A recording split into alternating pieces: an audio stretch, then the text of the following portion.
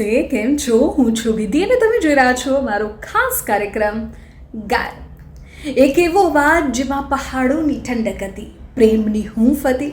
એક એવો અવાજ કે જેમણે રણબીર કપૂરને પડદા પર રોક સ્ટાર બનાવ્યો. હું વાત કરી રહી છું સિલ્કી એન્ડ સોલફુલ વોઇસના માલિક મોહિત ચૌહાણની. પણ શું તમે નોંધ્યું છે કે છેલ્લા કેટલાક સમયથી બોલિવૂડની મોટી ફિલ્મોના આલ્બમ્સમાંથી આ અવાજ ક્યાંક ખોવાઈ ગયો છે? એક સમયના ચાર્ટ પોસ્ટર ગીત આપનાર મોહિત ચૌહાણ ક્યાં છે? શું તેઓ સંગીતની દુનિયાથી દૂર થઈ ગયા છે? નહીં.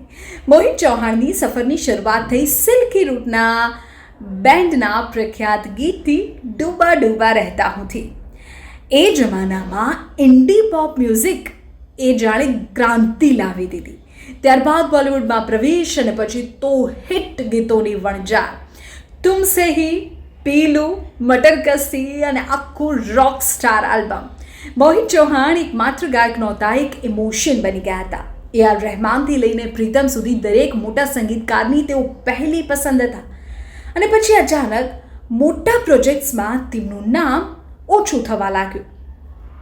તેઓ અત્યારે સ્વતંત્ર સંગીત અને લાઈવ કોન્સર્ટ્સ કરે છે, સામાજિક કાર્યોમાં વ્યસ્ત છે. ખાસ કરીને પહાડો અને પ્રકૃતિ પ્રત્યેનો તેમનો પ્રેમ તેમને મુંબઈની આ ભાગદોડ ભરેલી જિંદગીથી દૂર લઈ ગયો છે.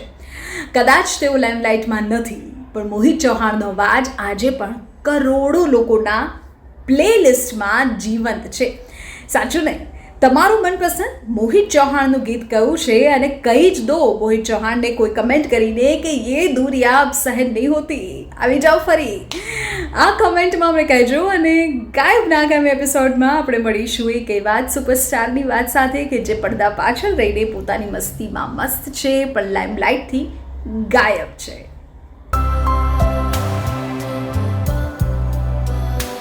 ખાયા